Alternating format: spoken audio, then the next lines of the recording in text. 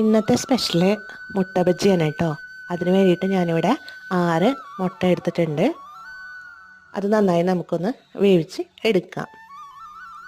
ഒരു പാത്രത്തിലേക്ക് 1 കപ്പ് കടലമാവ്, കുറച്ച് മഞ്ഞൾപ്പൊടി, 1/2 ടേബിൾ സ്പൂൺ ഉപ്പ്, വേണമെന്നുണ്ടെങ്കിൽ കുരുമുളക് പൊടി, കുറച്ച് കായപ്പൊടി എന്നിവ ഇട്ടിട്ട് നന്നായി മിക്സ് ചെയ്ത് എടുക്കാം.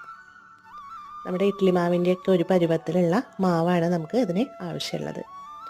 അത് ചെയ്തിട്ട് മാറ്റി വെച്ചതിന് ശേഷം നമുക്ക് പുഴുങ്ങിയ മുട്ട ഇങ്ങനെ നടുവായിട്ട് ഇങ്ങനെ മുറിച്ച് വെച്ച് കൊടുക്കാം. അതിൽ നിന്ന് ഓരോന്നെടുത്ത് ഈ മാവിലേക്ക് മുക്കി നമുക്ക് ചൂടായിട്ടുള്ള എണ്ണയിലേക്ക് ഇട്ട് കൊടുക്കാം. ഇത് നന്നായി തിരിച്ചു മറിച്ചിട്ടെടുത്താൽ നല്ല സ്വാദുള്ള മുട്ട ബജ്ജി റെഡി. Thank you.